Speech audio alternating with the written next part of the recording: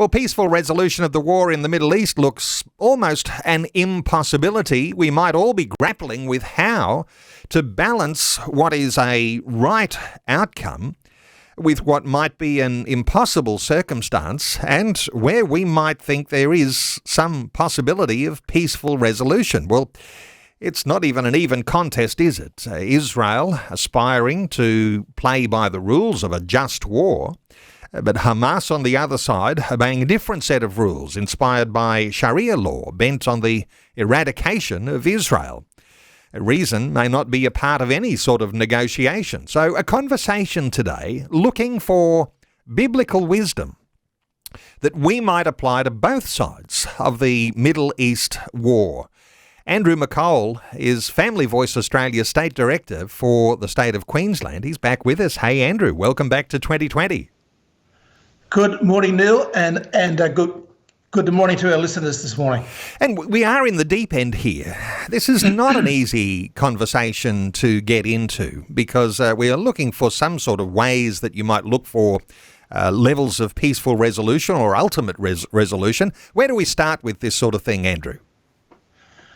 Well, I think we find that managing conflicts, Neil, can always be a challenge. And we're talking here about individuals, about communities, about nations. And what we think we know is that wise people want to find just and principled ways to move ahead with life that respect other individuals or nations. And when things are done that are confronting or at least challenging, what do we do? Well, the Bible gives us some great advice in this in Proverbs chapter 20, verse 3, when it says that keeping away from strife is an honour for a man, but any fool will quarrel. So we see that that's just a general principle of human behaviour, how we deal with things. And we come across this passage in Genesis in chapter 26, verses 12 to 26, where Isaac was faced with conflict with the Philistines. How could he avoid bloodshed? He had no police force to appeal to, no army to protect him, but he was obliged to protect his large household. He didn't own the land he was on, so he packed up and moved away, retaining his business interests with hundreds of people. Doing that, he avoided bloodshed. It was better to move away than risk war, the loss of life, and possibly everything. Now, is that always possible? No, it is not. But we want to find solutions to conflicts if we can. We want to avoid doing something precipitous that we might painfully regret, and so might future generations. And some are saying, well, the future of the world depends on how this conflict comes to an ultimate end. And taking down Hamas is the goal of Israel. And, of course, the war is not with the Palestinians, but with the terror organisation Hamas. Let's talk through some thoughts that you've got, say, two possible future precedents. What are your thoughts here? Well, I think there are two possible future precedents, Neil. And the first precedent we can look at is going back to the start of the First World War. It isn't a very happy precedent, but we should explore it and at least try and understand. What we know is that in 1914, the nations of Europe were divided up into two alliances. Small nations linked with bigger nations for defensive, protective purposes. In principle, this isn't wrong. Today, there are again alliances in the Middle East. But what if this emboldens smaller nations, as it did in 1914, to leverage their small-big relationship? What if they claim moral ascendancy to do really stupid, provocative things that create a dangerous drama? Then as the drama escalates, they press their big friend or friends to help them. Didn't you say you'd help if we were in trouble? And this is what the Australian historian Christopher Clark spoke of in his book, The Sleepwalkers, how Europe went to war in 1914. So in 1914, the Germans supported the Austrians and the Russians the Serbs. This led to World War I, a completely unnecessary conflict.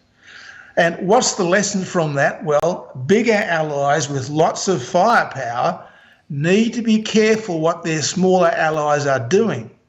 Will that happen today? Now, the second precedent I'd like to think may be applicable is the one from 1962, when there was an international crisis, when the US discovered that Russia had placed missiles in Cuba, only 145 kilometres from Florida. This looked very dangerous, but the crisis was averted when, after 13 days, President Kennedy and Nikita Khrushchev of Russia negotiated a settlement over the phone. The missiles were removed from Cuba, and the Americans agreed to remove their missiles from Turkey. The difference between those two precedents was, in my opinion, that in 1962, the protagonists wanted to resolve the problem without going to war.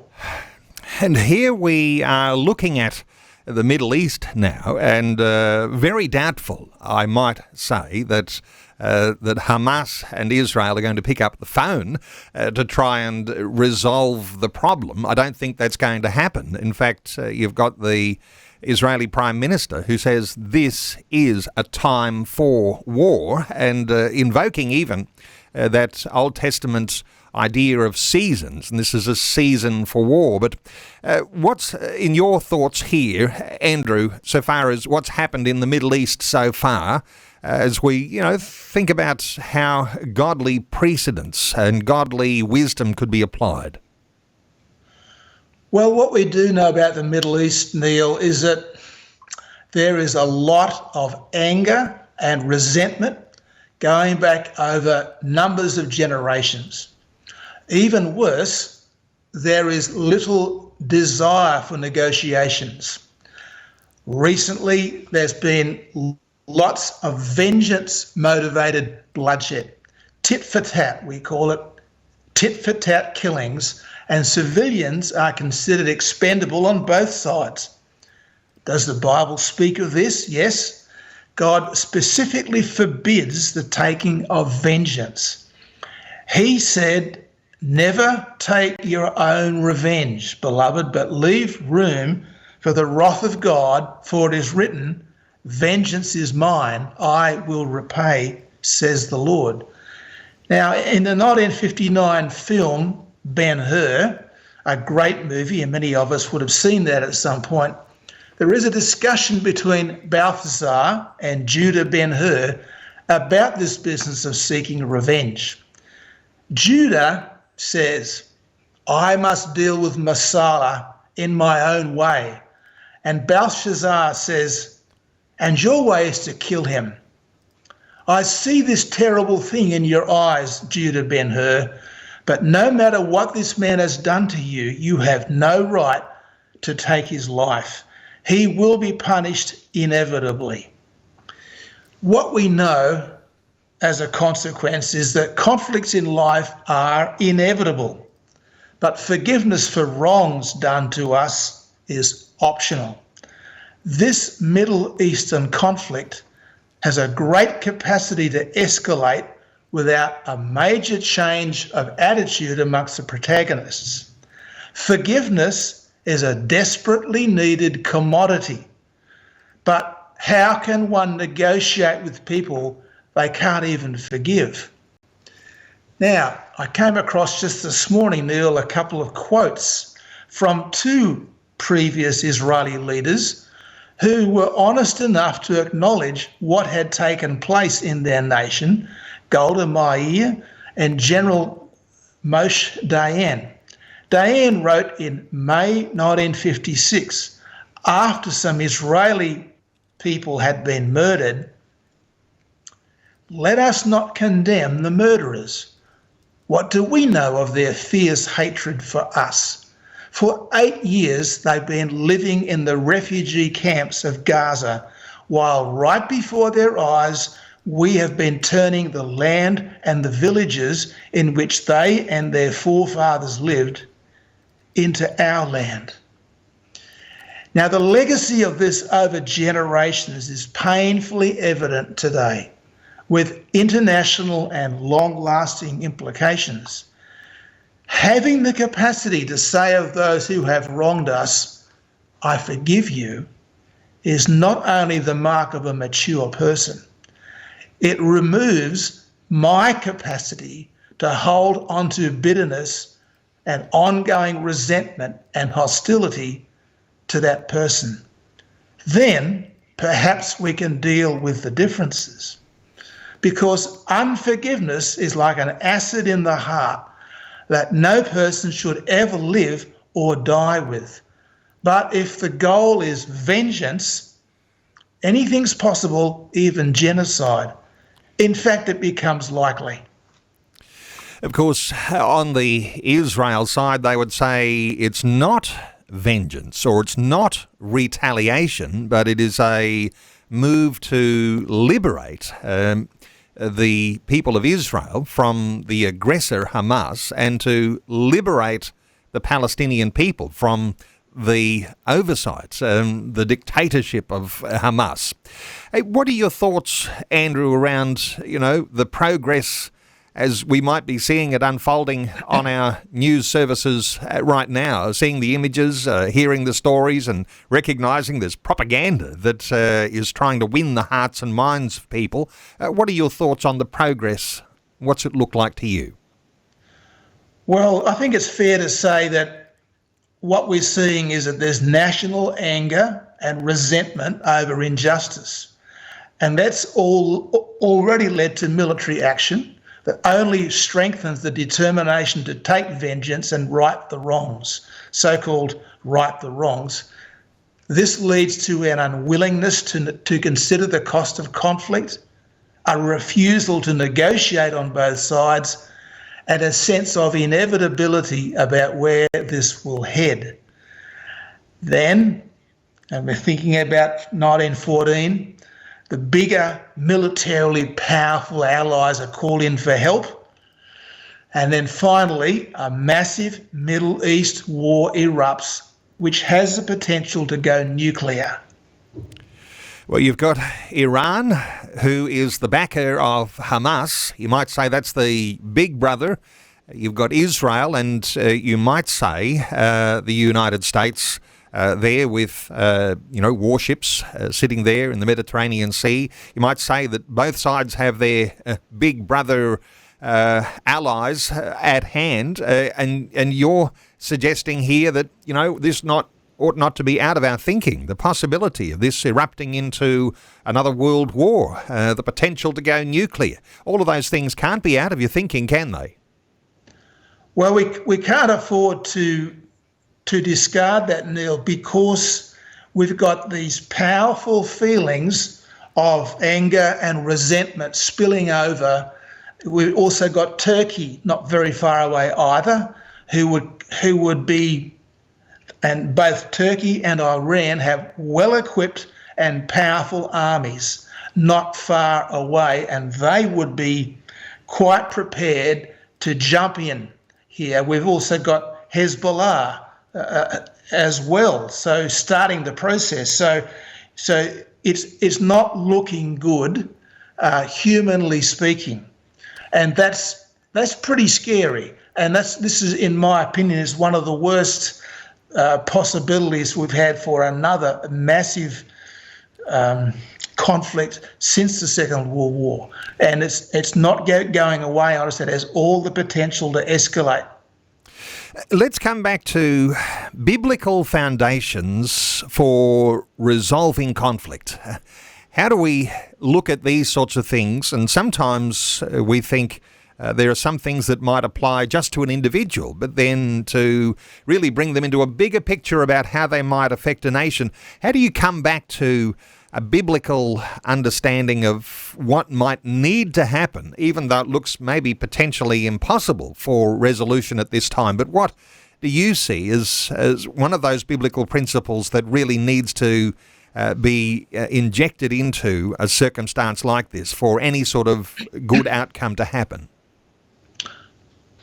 Well, from the cross, Jesus prayed, "Father, forgive them, for they do not know what they are doing." Forgiveness in this context is huge. I can recall, Neil, probably 30 years ago, seeing the Queen driving through Dresden. Of course, I think it was Dresden, and Dresden was very heavily bombed in the Second World War. And the Germans came out to watch, and they were not happy. And they chanted in German, "No forgiveness, no forgiveness, no forgiveness," to the Queen. That's a big call. Now, we don't have much capacity to deal with the painfully evident Middle Eastern problems, but we do have the capacity and obligation to deal with our own hearts, and that's always a good place to start.